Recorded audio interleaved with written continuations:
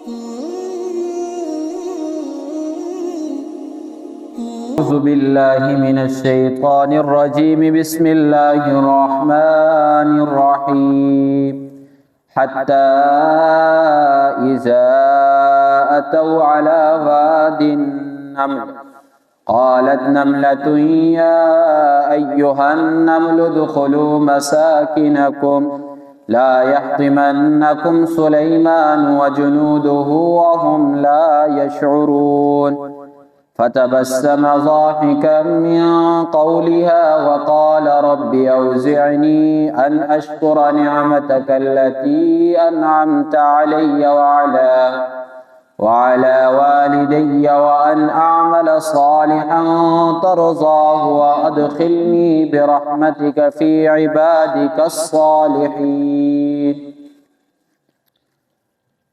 سلیمان علیہ السلام کا واقعہ بیان ہو رہا تھا کہ ایک دن سلیمان علیہ السلام نے لشکر جمع کیا، انسانوں کو بھی جمع کیا اور جنات کو بھی جمع کیا، اور ساتھ جو چرند پرند تھے ساروں کو جمع کیا۔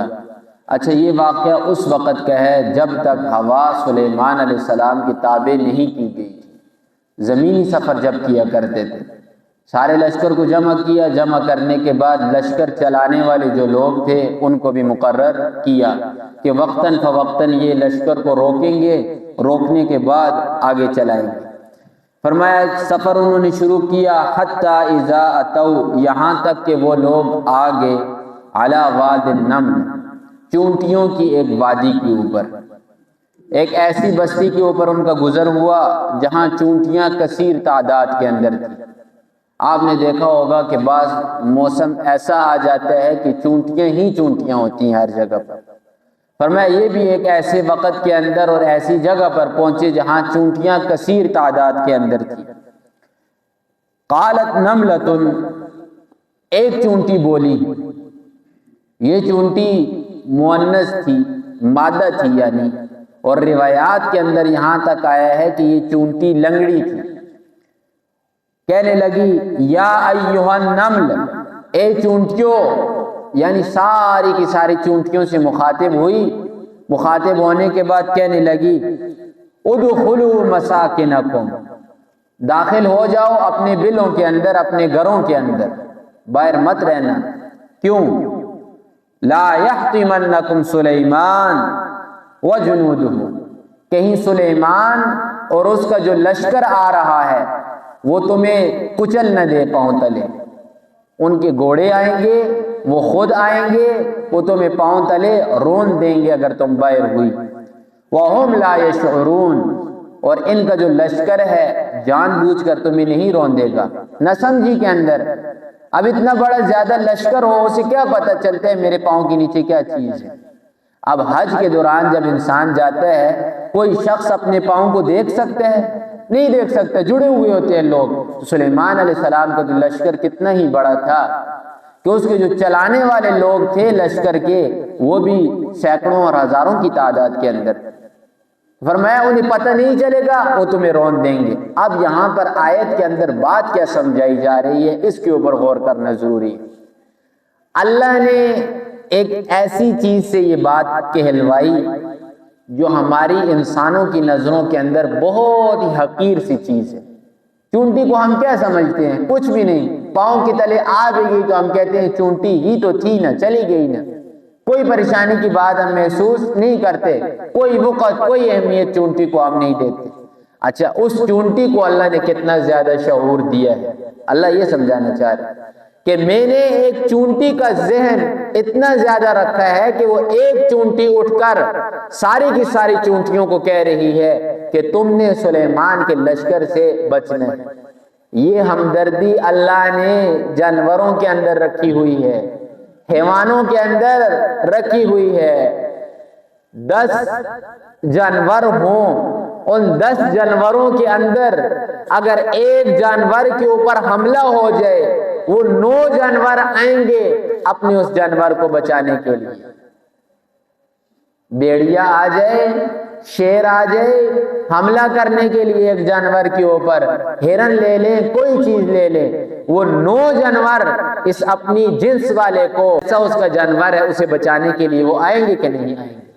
یہ شعور اللہ نے کس کے اندر رکھا ہے؟ حیوانوں کے اندر۔ اور حیوان کون ہے؟ انسان کے خادم، انسان کے خادم ہیں، انسان کی خدمت کرنے والے ہیں۔ کائنات کے اندر کوئی جانور ایسا پیدا نہیں کیا گیا کہ جو انسان کی خدمت کے لیے نہ پیدا کیا گیا ہو۔ ہر ایک جانور سے کچھ نہ کچھ فائدہ انسان کو لازمی ہے۔ اللہ نے ان کے اندر اتنا شعور رکھا کہ وہ ہمدردی کر رہے ہیں، لیکن انسان جسے اللہ نے فرمایا کہ اشرف المخلوقات، تمام کی تمام کائنات کے اندر سب سے زیادہ اشرف اللہ نے کس کو بنایا ہے؟ انسان کو۔ اور انسان ساروں کو اشرف نہیں بنایا۔ اشرف کیسے بنیں گے؟ اس چیز کو یاد رکھیں، اشرف ہمیشہ وہ بنے گا جو اللہ کو ماننے والا ہوگا۔ جو شخص اللہ کو نہیں مانے گا اس سے کیا گلی کا کتا بھی بہتر ہے۔ اسے کتا کس نے بنایا ہے؟ اللہ نے بنایا ہے، وہ اپنی حالت کے اوپر برقرار ہے۔ خنزیر کو کس نے پیدا کیا ہے؟ اللہ نے پیدا کیا ہے۔ نجس ہی پیدا کیا ہے نا، خود تو وہ نجس نہیں بنا۔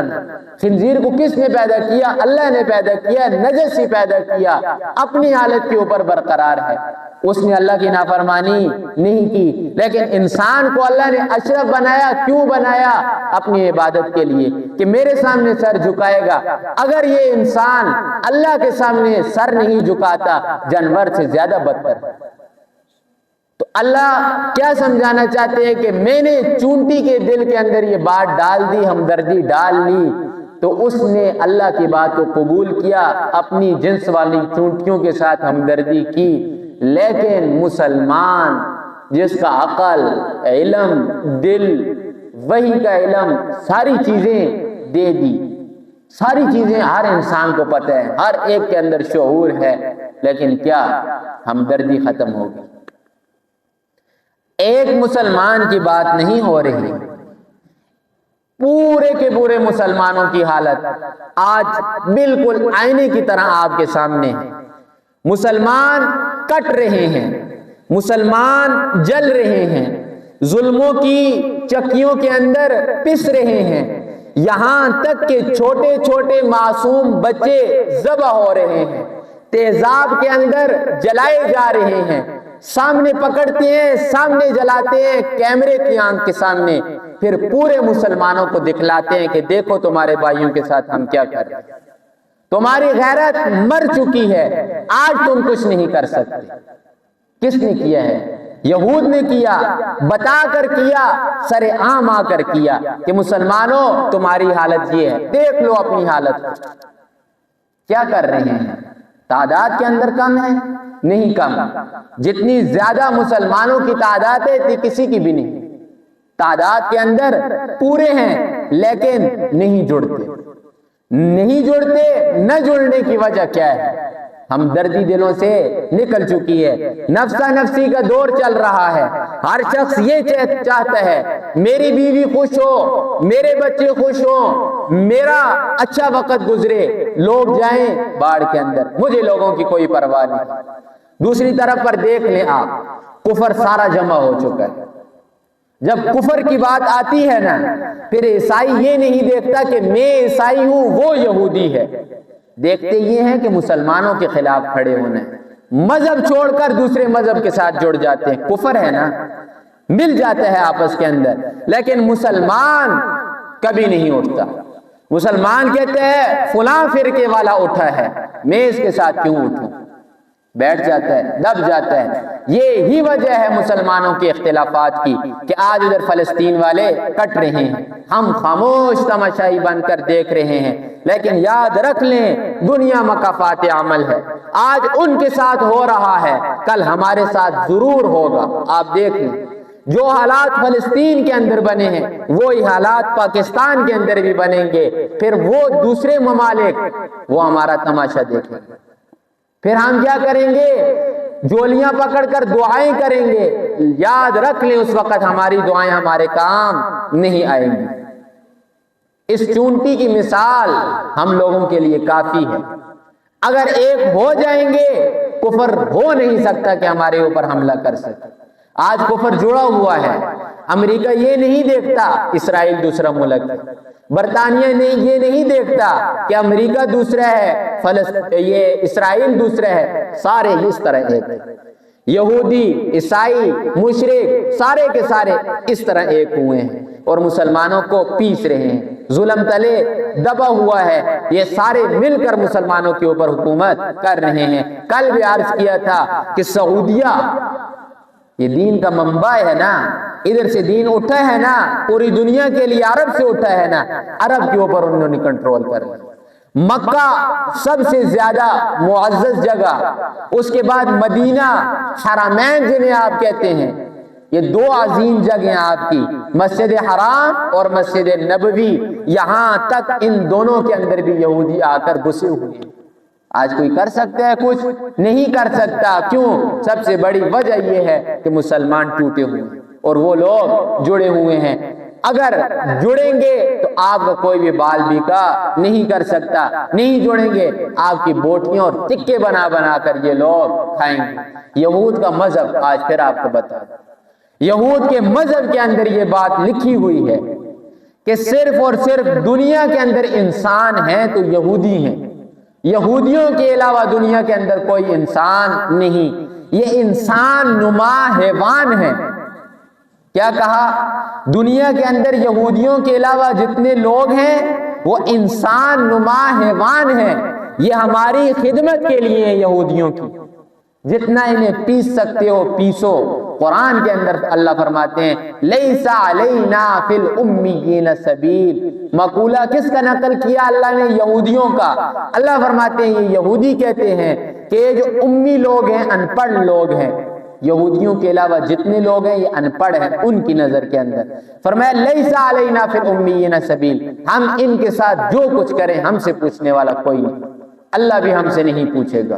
یہ یہودیوں کا مذہب ہے، اور یہودیوں کے مذہب کے اندر یہ بات بھی ہے بچوں کو مارو، بوڑھوں کو مارو، عورتوں کو مارو، کوئی گناہ نہیں۔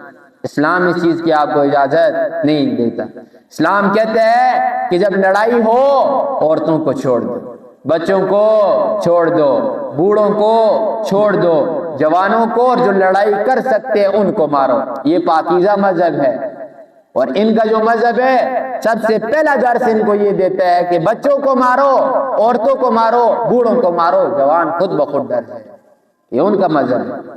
تو لہٰذا انہوں نے کیا کرنا ہے؟ انہوں نے مسلمانوں کو کاٹنا ہے۔ یہ ان کے مذہب کے اندر ہے۔ نہیں جڑیں گے تو دیکھ لیں، آج اگر فلسطین کے اوپر ان کا نمبر ہے، کل پاکستان ہوگا، پرسوں تیسرا ملک ہوگا، چوتھا ہوگا، پانچواں ہوگا، حتیٰ کہ یہ پوری کی پوری دنیا کے اوپر قبضہ کرنے والے لوگ۔ ان کی سوچ یہ ہے کہ پوری دنیا کو اپنے ہاتھ کے نیچے کرو۔ اتنا سا ملک ہے، اتنا سا، اسرائیل کو دیکھیں نا نقشے کے اندر، یہ اتنا سا ملک ہے، ہمارے ایک صوبے جتنا ملک ہے، لیکن آج کیا ہے؟ پوری دنیا کو چلا رہا ہے۔ سب سے زیادہ معیشت اس وقت کس کی ہے؟ اسرائیلیوں کی ہے، یہودیوں کی ہے، یہاں تک کہ امریکہ بھی ان سے خوف زدہ ہے۔ وجہ کیا ہے؟ جڑے ہوئے ہیں، ہر چیز کے اندر جڑے ہوئے ہیں۔ ہم نہ جڑے تو ہم بھی کٹ جائیں گے۔ یہ چونٹی کی مثال آپ کے سامنے۔ فرمایا قالت نملۃ یا ایھا النمل ادخلوا مساکنکم لا یحطمنکم سلیمان وجنودہ وهم لا یشعرون فتبسم ضاحکا۔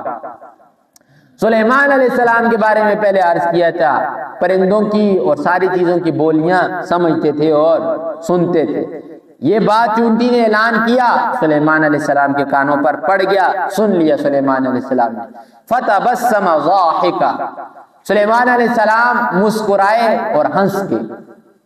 تین چیزیں ہوتی ہیں، ایک مسکرانا، ایک ہنسنا، ایک کہا لگانا۔ صلحاء لوگوں سے پہلی دو چیزیں منقول ہیں، یعنی نقل شدہ ہیں، انہوں نے یہ دو چیزیں کی ہیں۔ تبسم بھی فرمایا یعنی مسکرائے بھی ہیں اور ہنسے بھی ہیں۔ کہا کسی پیغمبر نے نہیں لگایا، کہا شریف لوگوں کی عادت نہیں کہ چیخیں مار مار کر ہنسنا۔ ایک یہ ہے کہ آپ ہنس گئے ہیں اور آپ کا جسم تھوڑا حرکت کر گیا ہے، وہ ایک علیحدہ چیز ہے۔ ایک یہ کہ آواز نکال کر اور اونچی آواز کے ساتھ لوگوں کو سنا کر ہنسنا شریف لوگوں کی عادت نہیں. یہ جو بازاریے قسم کے لوگ ہوتے ہیں یہ ان کی عادت، شریف لوگوں کی عادت نہیں. ہاں ضحک یعنی کھلکھلا کر ہنسنا، دانتوں کا کھل جانا. مسکراہٹ یہ ہے کہ آپ کے صرف اور صرف ہونٹ کھلے، دانت آپ کے کچھ تھوڑے سے نظر آئیں، دانت زیادہ نظر نہ آئیں. ضحک یہ ہے کہ آپ کے دانت نظر آ جائیں، یہ والے بھی اور کچھ یہ والے بھی. محمد رسول اللہ صلی اللہ علیہ وسلم سے جو ثابت ہے حتی بدت نواجذہ، رسول اللہ مسکرائے، تبسم فرمایا تو یہ کجلی کے پیچھے والے دانت نظر آئے. اتنا ہنسنا رسول اللہ سے منقول ہے، لیکن آواز کے ساتھ نہیں، کہا نہیں لگایا. ادھر سلیمان علیہ السلام نے مسکراہٹ دی اور کھلکھلا کر ہنسے، لیکن کہا نہیں مارا. من قولها، کیوں تبسم فرمایا؟ من قولها، چونٹی کی بات سے. یہ کتنی سمجھدار ہے، کتنا اللہ نے شعور دیا ہے کہ اٹھ کر اپنی چونٹیوں کو کہہ رہی ہے کہ سلیمان کے پاؤں کے نیچے آ جاؤ گی. وقالا، اور سلیمان علیہ السلام نے فرمایا. اب جب یہ چیز دیکھی نا تو نعمت اللہ کی یاد آ گئی کہ اللہ کی کتنی بڑی نعمت ہے کہ ایک چونٹی کی بولی بھی اللہ نے مجھے سکھلا دی، میں نے سن لی. ہنس کے اور پھر اپنی نعمت یاد کر کے فرمایا ربی، اے میرے پروردگار. پیغمبر کی عاجزی دیکھیں. اوزعنی، مجھے توفیق دے، میرے نصیب میں لکھ دے. ان اشکر نعمتک، میں تیری نعمتوں کا شکر ادا کروں، تیری نعمت کا شکر ادا کروں. التی، وہ نعمت، انعمت علیہا، جو تو نے میرے اوپر انعام کیا. تو نے مجھے اتنی بڑی حکومت عطا کی، پھر اس کے ساتھ پرندوں کی بولیاں تو نے مجھے سکھلائی، اور ہر چیز پروردگار تو نے مجھے دے دی. علیہ، میرے اوپر، وعلی والدیہ، اور میرے والد داؤد کے اوپر بھی تیرے احسانات ہیں. اے اللہ تو مجھے توفیق عطا کر کہ والدین کے احسانات کا بھی اور اپنے احسانات کا بھی میں تیرے سے تیرا شکر ادا کروں. وَأَنْ أَعْمَلَ صَالِحًا، اور یہ دعا کا طریقہ، یہ دیکھ لیں دعا مانگنے کا طریقہ. سب سے پہلے اللہ کا شکر ادا کریں، شکریہ کے کلمات ادا کرنے کے بعد پھر رب سے دعا مانگیں. اب دعا کیا مانگ رہے ہیں؟ وَأَنْ أَعْمَلَ، تو مجھے اللہ توفیق دے، أَعْمَلَ صَالِحًا، کہ میں نیک اعمال کروں. یہ طریقہ ہے. ادھر تو ہم نماز پڑھ کے فخر کرنے لگ جاتے ہیں نا کہ ہم نے نماز پڑھ لی ہے، بہت بڑا کام کر لیا. ایسے شخص کو اللہ پسند نہیں کرتا. نماز پڑھیے، کوئی بھی نیک عمل کیا ہے، نیک عمل کرنے کے بعد ضروری ہے استغفار. اے اللہ معافی مانگتا ہوں، یہ جو عمل کیا ہے اس کے اندر کوتاہی کوئی رہ گئی تو مجھے معاف کر دے، اور اے اللہ استقامت نصیب فرما کہ مرتے دم تک اس کام کو میں کرتا رہوں. ادھر فرمایا کہ مجھے اللہ نیک اعمال کرنے کی توفیق عطا فرما. اب ایک بات یہاں پر ذہن میں رکھیں کہ نبی کا کام ہی کیا ہے؟ اللہ کی عبادت کرنا، نیک اعمال کرنا، لیکن پھر بھی اللہ سے مانگ رہا ہے. نبی پھر بھی فرما رہا ہے کہ اللہ مجھے توفیق عطا کر کہ میں نیک اعمال کروں. امت کو سبق دے دیا کہ آپ نے اپنے اعمال کے اوپر تکیہ لگا کر نہیں بیٹھنا، بلکہ اللہ سے مانگتے رہنا ہے. اور عمل کون سا؟ ترضاہ، اے اللہ جس سے تو راضی ہو. حج کر لیا، نماز پڑھ لی، ڈھیر سارا صدقہ کر لیا، اللہ راضی نہیں، کوئی فائدہ ہے اس عمل کا؟ عمل تو وہ قابل قبول ہوگا جس کے اوپر شریعت کی مہر لگی ہوگی اور جسے اللہ قبول کرے گا، وہ عمل قابل قبول ہوگا. ہر عمل قبول نہیں ہوگا.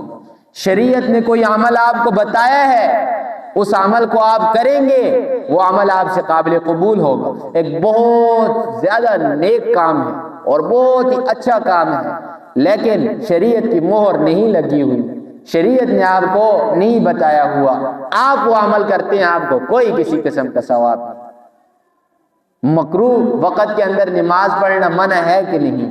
منع ہے نا. اب کوئی شخص غسل کرے، غسل کرنے کے بعد نئے کپڑے پہن کر مکروہ وقت کے اندر آ کر کھڑے ہو کر خشوع و خضوع کے ساتھ نماز پڑھے، شریعت قبول کرے گی؟ نہیں کرے گی نا. اسی طریقے سے نماز کے اندر کھڑے ہیں، اپنی مرضی سے چیزیں نماز کے اندر ایڈ کرتے جا رہے ہیں، کھڑے ہوئے ہیں، تسبیحات پڑھ رہے ہیں، کوئی دعائیں پڑھ رہے ہیں، آپ سے قبول ہوں گی؟ کیوں؟ نیک کام کر رہے ہیں، اللہ کا نام لے رہے ہیں، نماز آپ کی باطل ہو جائے گی۔ باہر سے کوئی آئے گا آپ کو سلام کرے گا، نماز کے اندر سلام کرنے والے کو بھی نیکیاں ملتی ہیں اور سلام کا جواب دینے والے کو بھی نیکیاں ملتی ہیں، لیکن نماز کے اندر کھڑے ہیں، باہر سے سلام کرنے والا آئے گا السلام علیکم، آپ کہیں نا وعلیکم السلام، یہ نماز چلی گئی۔ تو کیا ضروری ہے عمل کے قبول ہونے کے لیے؟ شریعت کی مہر، شریعت نے بتایا ہوا ہو یہ طریقہ۔ آج ہماری پستی کا سب سے بڑی وجہ یہ ہے کہ ہم وہ عمل کرتے ہیں جو لوگوں نے کیا ہوا ہو۔ محمد الرسول اللہ اور ان کے صحابہ کا عمل ہم نہیں کرتے۔ شادی اور بیاہ کے اندر رسومات ہماری ہندوؤں کی ہیں، اس وجہ سے ہم آج ادھر ذلیل ہو رہے ہیں۔ تو فرمایا اے اللہ عمل وہ کروں جو تجھے پسند ہو۔ وَأَدْخِلْنِي، اب یہ بھی دعا ہے، یہ دعا تمام انبیاء نے مانگی ہے، اس دعا کو اپنی نماز کے بعد روزانہ مانگا کریں، یہ دعا بہت ہی مفید ہے۔ وَأَدْخِلْنِي، اور تو مجھے داخل کر اے اللہ، برحمتک، اپنی رحمت کے ساتھ۔ پہلے بھی عرض کیا تھا اللہ کی رحمت کے بغیر کوئی کام ہو نہیں سکتا، چاہے وہ دنیا کا کام ہو، آخرت کا کام ہو، اللہ کی رحمت شامل حال نہیں ہوگی، کوئی کام نہیں ہوگا۔ فرمایا اپنی رحمت کے ساتھ مجھے شامل کر فی عبادک، اپنے بندوں کے اندر جو تیرے الصالحین، نیک بندے ہیں۔ ابراہیم علیہ السلام نے دعا مانگی تھی نا کہ اے اللہ مجھے اپنے نیک بندوں کے ساتھ شامل کر، ادھر انہوں نے بھی مانگ لی، حضرت سلیمان علیہ السلام نے، اور محمد الرسول اللہ صلی اللہ علیہ وسلم کی دعا بالکل ہی نایاب، جو بار بار میں آپ کے سامنے بیان کرتا ہوں، اس کی وجہ یہ ہوتی ہے کہ اس چیز کو ہم اپنی زندگیوں کے اندر رکھ لیں کہ اللہ، محمد الرسول اللہ کی دعا بتا رہا، اے اللہ جب تک زندہ رکھ، مساکین کے ساتھ زندہ رکھ، مسکین لوگوں کے ساتھ زندگی گزارنے کی توفیق عطا کر، اور اے اللہ جب موت کا وقت آئے تو مسکینوں والے ٹولے کے اندر مجھے نصیب کر موت، یا جیسے مسکینوں کو موت آتی ہے ایسے ہی مجھے موت آئے، اور اے اللہ جب قیامت والے دن تو مجھے اٹھانا تو فی زمرۃ المساکین، مجھے مسکینوں کے زمرے کے اندر اٹھانا۔ یہ ہمارے محمد الرسول اللہ صلی اللہ علیہ وسلم کی دعا ہے۔ تو یہ دعا ہر نماز کے بعد مانگنی نہایت ہی ضروری ہے، مشکل الفاظ اس کے نہیں ہیں۔ ربی ادخلنی برحمتک فی عبادک الصالحین، ربی ادخلنی برحمتک فی عبادک الصالحین، ربی ادخلنی برحمتک فی عبادک الصالحین۔ 3 دفعہ پڑھ لیں، آپ کے لیے کافی ہے۔ صفحہ اوپر دیکھ لیں، ایک ایک لفظ بھی روزانہ اگر یاد کریں، 3 دنوں کے اندر اندر یہ دعا آپ کو یاد ہو جائے گی۔ اسے ہر فرض نماز کے بعد پڑھیں۔ لفظی